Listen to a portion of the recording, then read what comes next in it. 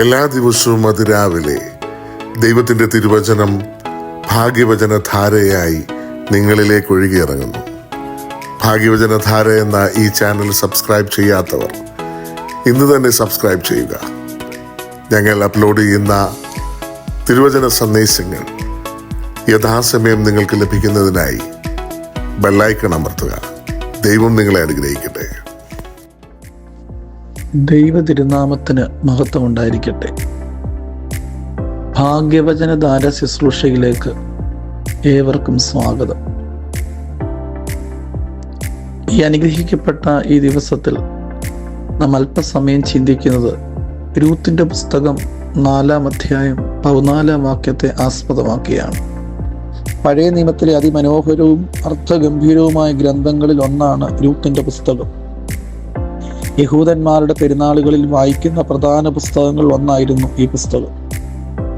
ഇംഗ്ലണ്ടിലെ മഹാകവിയായിരുന്ന ടെന്നീസൺ രൂത്തിന്റെ പുസ്തകത്തെ കുറിച്ച് പറഞ്ഞിരിക്കുന്നത്, കവികൾക്ക് കൂടുതൽ മെച്ചപ്പെടുത്തുവാൻ വേണ്ടി ഇനി ഒന്നുമില്ലാത്ത കവിതയാണ് രൂത്തിന്റെ പുസ്തകം. സുന്ദരമായ ഭാഷാരീതിയിൽ മൃദുലങ്ങളായ ചിന്തകളും ഉത്കൃഷ്ടമായ വികാരങ്ങളും ആഴമായ മതവിശ്വാസവും ആകർഷകമായ വിധത്തിൽ ഈ പുസ്തകത്തിൽ ചിത്രീകരിച്ചിരിക്കുന്നു.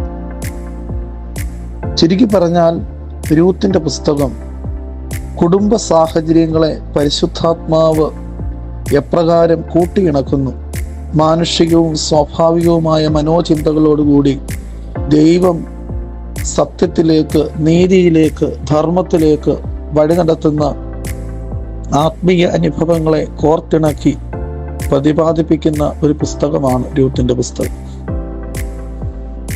പ്രധാനമായിട്ടും രൂത്തിന്റെ പുസ്തകത്തിന്റെ ചിന്താവിഷയം വീണ്ടെടുപ്പ് എന്നുള്ളതാണ്. ഗോയേൽ എന്ന എബ്രായ പദമാണ് ഇതിനുപയോഗിച്ചിരിക്കുന്നത്. ഇതിന് ചർച്ചക്കാരൻ, പ്രതികാരകൻ എന്നൊക്കെ അർത്ഥമുണ്ടെങ്കിലും വീണ്ടെടുപ്പുകാരൻ എന്ന പരിഭാഷയാണ് രൂത്തിന്റെ പുസ്തകത്തിൽ ഉപയോഗിച്ചിരിക്കുന്നത്. ബോവസ് എന്ന മഹാധനികനായ ഒരു പരിപൂർണ വീണ്ടെടുപ്പുകാരനെ അവതരിപ്പിക്കുന്നതോടെ യേശുക്രിസ്തുവിലുള്ള രക്ഷയും വീണ്ടെടുപ്പും രൂത്തിന്റെ പുസ്തകത്തിൽ നിഴലിച്ചു നിൽക്കുകയാണ്.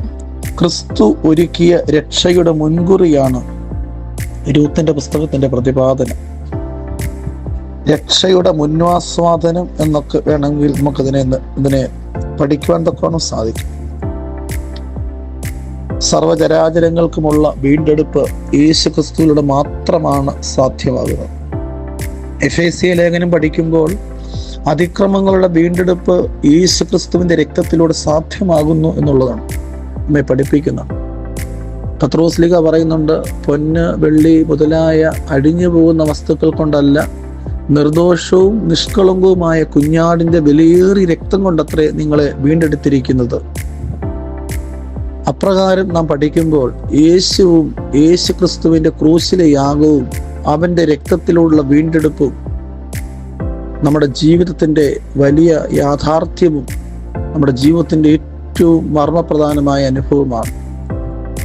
യേശുക്രിസ്തുവിലുള്ള വീണ്ടെടുപ്പ് സാധ്യമാക്കി എന്നുള്ളതിൻ്റെ ഒരു മുൻകുറി രൂത്തിന്റെ പുസ്തകത്തിൽ ബോവസിലൂടെ ക്രിസ്തുഭാവത്തെ അത് നമ്മെ പഠിപ്പിക്കുന്നു. പ്രിയമുള്ളവരെ, ഒരു ക്രിസ്ത്യാനി എന്ന നിലയിൽ എനിക്ക് നിങ്ങൾക്കുമൊക്കെ ഈ വീണ്ടെടുപ്പിന്റെ പ്രക്രിയയിൽ പങ്കാളിത്തമുണ്ട്. അനേകര് പാപത്തിലും, അനേകര് ശാപത്തിലും, അനേകര് ആസക്തികളിലും ലോകത്തിന്റെ മോഹങ്ങളിലും കുടുങ്ങിക്കിടക്കുമ്പോൾ അവരെ ക്രിസ്തുവിന്റെ വെളിച്ചം നൽകി, ക്രിസ്തുവിന്റെ പ്രകാശം നൽകി അവരെ വീണ്ടെടുക്കുവാൻ നമുക്ക് സാധ്യമാകണം. എഫേസ്യ ലേഖനത്തിൽ പറയുന്നത്, ഉറങ്ങുന്നവനെ നിങ്ങൾ ഉണർന്ന് മരിച്ചവരുടെ ഇടയിൽ നിന്ന് എഴുന്നേൽക്കുക, എന്നാൽ ക്രിസ്തു നിന്റെ മേൽ പ്രകാശിക്കുന്നു. ക്രിസ്തുവിന്റെ വെളിച്ചം അനേകർക്ക് പകരുവാൻ, ഈ വീണ്ടെടുപ്പിന്റെ പ്രക്രിയയിൽ ആയിത്തീരുവാൻ ബോവസിനെ പോലെ നമുക്ക് സാധ്യമാകട്ടെ എന്ന് ഓർപ്പിച്ചുകൊണ്ട് വാക്കുകൾ ഉപസംഹരിക്കുന്നു.